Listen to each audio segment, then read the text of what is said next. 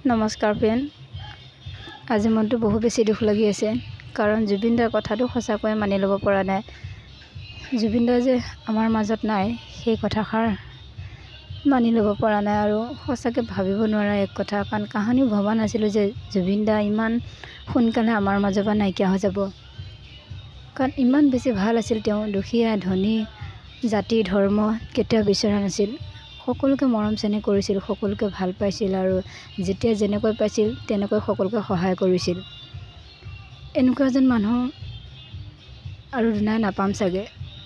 তেওঁ ইমান বেছি ভাল আছিল, তেওঁক বেয়া পোৱা মানুহ এই পৃথিৱীত নোলাবই চাগে, কাৰণ তেখেতক সকলোৱে ভাল পায়। এনেকুৱা ভাল পোৱা ইমান ভাল মানুহ এগৰাকী কিয় বাৰু লৈ গ'ল? আৰুতো বহুত মানুহ আছিল, তেখেতসকলক নিনি কিয় জুবিন দাক লৈ গ'ল?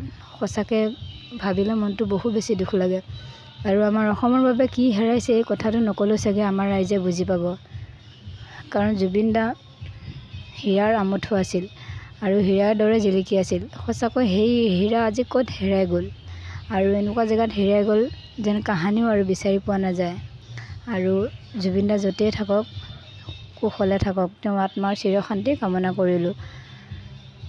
আৰু সাগৰৰ বুকুত সঁচাকৈ জুবিন দা বিলীন হৈ গ'ল। সাগৰ তলিৰ শুবৰে মন যি গানটো গাইছিল তেখেতে, সেই গানটো আজি বাস্তৱ ৰূপ পালে। সঁচাকৈ সাগৰত বিলীন হৈ তেওঁ সাগৰৰ তলিত শুই পৰিল আৰু সকলোকে এনেকৈ কন্দুৱাই থৈ যাব বুলি কাহানিও ভবা নাছিলোঁ। আজি এনেকুৱা লাগি আছে যেন ঘৰৰ পৰিয়ালৰে কোনোবা এজন মৰিছে। সঁচাকৈ কাম বন কৰিবলৈ একদম মন যোৱা নাই, একো ভাল লাগি থকা নাই। কাৰণ ভাবিব নোৱাৰা এটা কথা, কাৰণ জুবিন দা যে আমাৰ মাজৰ পৰা ইমান নিমিষতে নাইকিয়া হৈ যাব আমি কেতিয়াও ভবা নাছিলোঁ। কালি খবৰটোৰ পৰা একদম বহুত আচৰিত হৈ গৈছোঁ। কথাটো এনেকুৱা লাগিছে যেন মিছা। প্ৰথমতে মই বিশ্বাসে কৰিব পৰা নাই, কাৰণ জুবিন দা কিয় মৰা নাই, জীয়াই আছে। এনেই ওলাইছে বাতৰিটো ফল্ছ, যেন আকৌ ওলাব আমাৰ জুবিন দা সুস্থ হৈ উঠিব। কিন্তু নহয়, সেই কথাটো মানে ভুল হ'ল। পিছত সঁচাকৈ গম পালোঁ যে জুবিন দা আমাৰ মাজত নাই। কিন্তু কি ক'ম, নিয়তিৰ কঠোৰ পৰিহাস, এদিন সকলোৱে যাবই লাগিব। তথাপিতো ইমান সোনকালে যোৱাৰ বাবে বেছি বেয়া লাগিছিল, কাৰণ এনেকুৱা এজন মানুহ আমাৰ খুবেই বেছি প্ৰয়োজন। কাৰণ মানুহক ইমান সহায় কৰে, মানুহক ইমান ভাল পায়, তেওঁ কাকোৱে বেয়া নাপায়, য'তে যেনেকৈ পায় সকলো লগতে মিলি যায়। আপোনাৰ আত্মাৰ চিৰশান্তি কামনা কৰিলোঁ। আপোনাক য'তেই ৰাখিছে কুশলে ৰাখক।